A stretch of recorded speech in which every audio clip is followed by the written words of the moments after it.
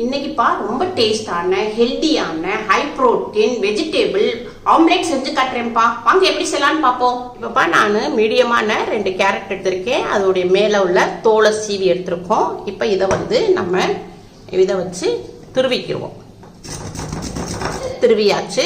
ஒரு மீடியமான வெங்காயம் ஒன்று போட்டிருக்கேன்ப்பா. இப்படி கட் பண்ணி போட்டிருக்கேன். சாப்பரில் நம்ம இழுத்துக்குருவோம். இப்போ நம்ம சாப்பரில் போட்டு வெங்காயத்தை திருவி இருக்கோம் பொடியா. இப்பப்பா நம்ம கேஸ் ஆன் பண்ணியிருக்கோம். ஒரு கடாய் வச்சிருக்கோம். இப்போ கடாய் கொஞ்சம் சூடாகட்டும். 1 ஸ்பூன் நெய் விட்டுக்குருவோம். இப்போ நான் ஒரு பல் பூண்டு எடுத்திருக்கேன்ப்பா. இது பொடியா நறுக்கி வச்சிருக்கேன். இதையும் போட்டுக்குருவோம். கொஞ்சோண்டு சீரகம் போட்டுக்குருவோம்ப்பா. நல்ல வாசனையாகவும் இருக்கும். நம்மளுக்கு ஜீரணத்துக்கு சீரகம் ஹெல்ப் பண்ணும். நம்ம சாப்பரில் போட்ட ஒரு வெங்காயம் மீடியமான வெங்காயத்தை இதில் போட்டுக்குருவோம். இதை நம்ம ஒரு கிண்டிக்கிடுவோம், கிளறிக்கிடுவோம். லைட்டாக வெங்காயோடைய பச்சை வாடை போகிற அளவுக்கு கொஞ்சம் வதக்கிக்கிடுவோம்.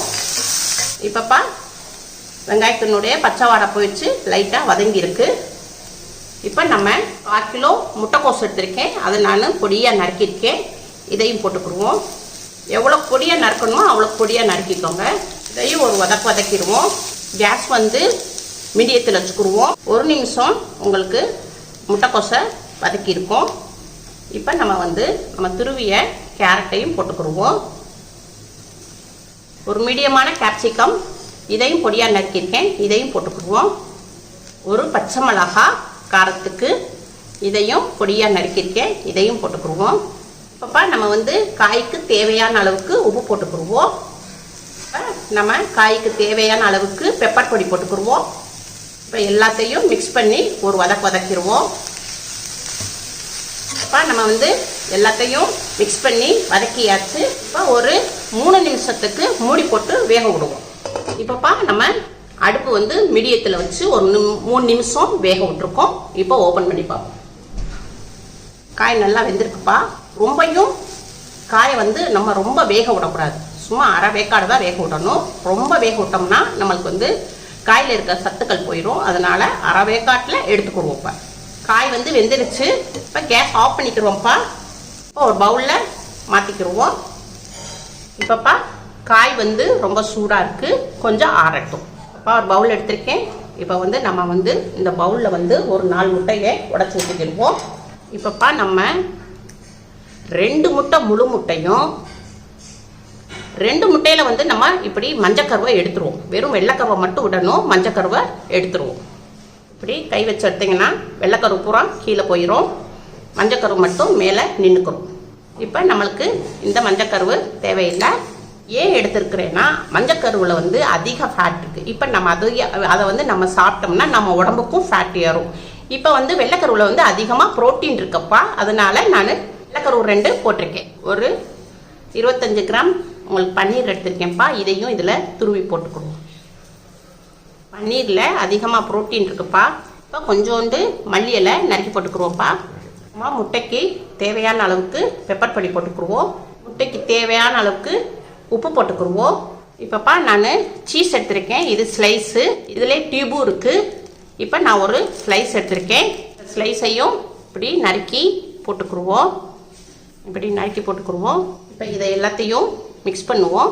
இப்போ இதை எல்லாத்தையும் நல்லா மிக்ஸ் பண்ணியாச்சுப்பா. முட்டை ஃபுல்லாக நல்லா அடித்தாச்சு. இப்போ நம்ம காய் செஞ்சுருக்கோம் இல்லையா, இந்த காயை இந்த முட்டையில் போட்டுக்குவோம்.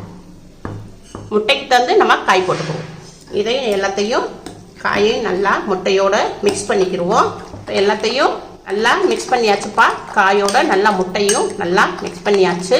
அவ்வளோதான்ப்பா, ரெடி ஆயிடுச்சு. இப்போ நம்ம கேஸ் பக்கம் போய்க்கிடுவோம். இப்போப்பா நம்ம கேஸ் ஆன் பண்ணியிருக்கோம். ஒரு தோசை சட்டி வச்சுருக்கோம். இப்போ தோசைக்கல் சூடாகட்டும். கொஞ்சம் எண்ணெய் துணியை வச்சு தேய்ச்சிக்கிடுவோம். இப்போ நம்ம அடித்து வச்சுருந்தோம் இல்லையாப்பா வெஜிடபிள் ஆம்லேட்டு, இதில் தோசைக்கல்லில் ஊற்றிடுவோம். இப்போப்பா நான் வெஜிடபிள் ஆம்லேட் ஊற்றிட்டேன். அடுப்பை ஸ்லோவில் வச்சுருவோம், இல்லாட்டா கீழே கருகி போயிடும். ஸ்லோவில் வச்சுக்கிடுவோம். இப்போ அடுப்பை ஸ்லோவில் வச்சுருக்கோம்ப்பா. இப்போ நம்ம மூடி போட்டு வேக விடுவோம்.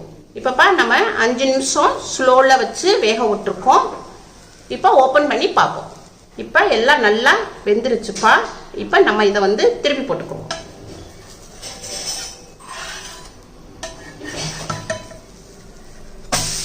இப்பப்பா நம்ம வந்து திருப்பி போட்டிருக்கோம்.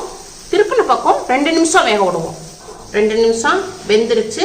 இப்போ நம்ம இதை எடுத்து பிளேட்டில் மாற்றிக்குவோம். நல்லா கரண்டியை உள்ள கூடி கொடுத்து நம்ம எடுக்கணும். சூப்பராக வந்திருக்கு.